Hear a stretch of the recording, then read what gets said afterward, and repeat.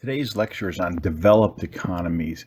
We're just going to take a look at four of them. We'll begin first with looking at England, and then we'll move to Germany. From there, we'll move on to Australia, just a few minutes for each country, and we'll finish with Hong Kong. Okay, made it to some bridge in London, not the London Bridge. I actually did not realize that Westminster, which is the House of Parliament, House of Lords, was so close to the river. I did not realize that. And of course there's Big Ben. So, for promoting economic activity, but here I am at the Abbey Road Studios, where tourism seems getting away with people getting to where they need to go.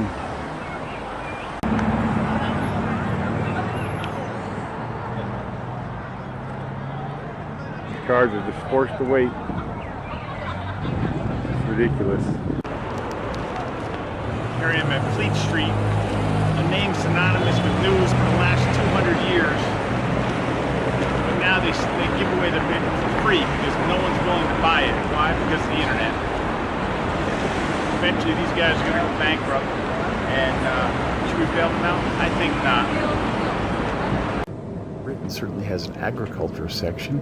Here we're looking at rapeseed. It comes from the Latin word for turnip, but it's not called rapeseed oil anymore. Now it's called canola oil. Canada and oil, so canola. Okay, so I'm here in London to talk about fish and chips. You can see traditional English food here. And what I wanted to say is cod has actually, the English people have taken to cod ever since John Cabot found Cape Cod and all that area. And salted cod was, of course, a big staple in the English diet. And that, of course, meant a huge demand for salt. If you look up, you see the bits of the castle. You can't see as much as you could just a few minutes ago. Very typical Bavarian town along the Main River. Here's the valley overlooking Shoal Crippen, and where we're going for dinner. Here's it stopped raining, so we got some video here of Nespelbron. We got in ahead of the school kids, so we don't have to deal with that. Yeah. There's still some private residents here. There are 3 daughters, I guess, that live here, and I don't know. maybe the oldest one of the 3 daughters. The oldest one definitely lives here. The other 2, I'm not sure about. Okay, probably not. Yeah. The kids told me not to waste time getting this video of the valley and the castle and the lake, Alpensee, and the Alps. But I said I'm going back and I'm going to get it because it's the money maker. This is the picture everybody's been waiting for. Yeah, that's why we spent all this money, traveled all this distance, just for this exciting piece of video. Sydney Opera House was built in the 1960s with a projected cost of $7 million. A $7 million 3-year project here in Sydney Harbor turned into a 16-year and over $100 million project. Sounds like government inefficiencies, but nonetheless, they did something different. The government only put in $1 million to fund this project. The rest, the Sydney Opera House lottery. So the gamblers of Australia paid for this. Well, here we are in Sydney. Guess what? The flagship store for Uggs. This is it. You want Uggs, this is the place to go. Nothing better than going to the source. And then as we look, whatever direction this is here, and we see Uluru.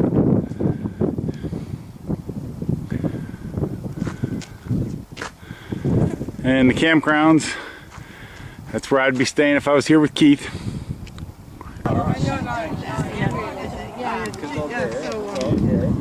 So that like how long is she going to be in? 7 weeks or 8 weeks. I'd like to, but we'll see. Chris is out of traffic. Sunday morning, you can hear it's raining. Apparently we're adjacent to a rainforest. Continue to the Great Barrier Reef. We have cold drinks and light snacks available at the bar. The souvenir counter is also open on the lower deck of the vessel. We ask Better city is there to discuss globalization than the city where the East meets the West. Hong Kong creates an interesting situation. It was leased by the British and was a British crown colony for many years, run by a governor general appointed by the monarch of the United Kingdom. And now, of course, it's a SAR, Special Administrative Region of China, which means it basically does its own thing, has its own passports, has its own border patrols and checks. The only thing it doesn't really handle is national defense. It even has its own currency, the Hong Kong dollar. So it's pretty independent, but yet China claims ownership of it. And someday they may take over that ownership. We'll see. But for now, they're leaving.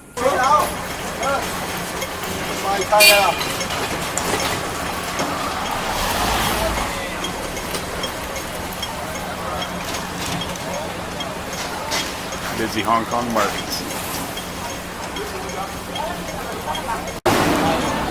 Little storefront selling large fried chicken or skewers.